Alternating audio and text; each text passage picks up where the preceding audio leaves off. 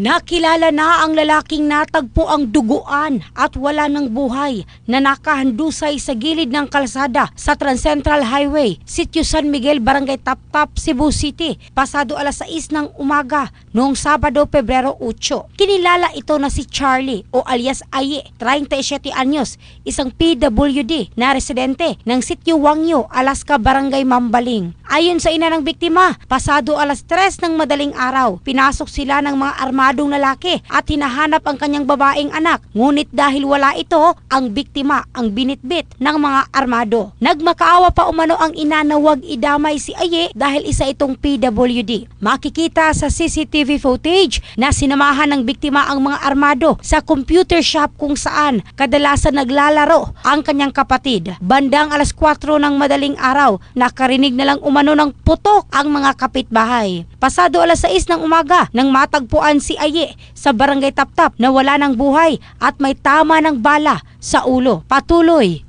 ang investigasyon. In the heart of changing lives, ito si Michelle Craste ng Brigada News Philippines, the Music News Authority.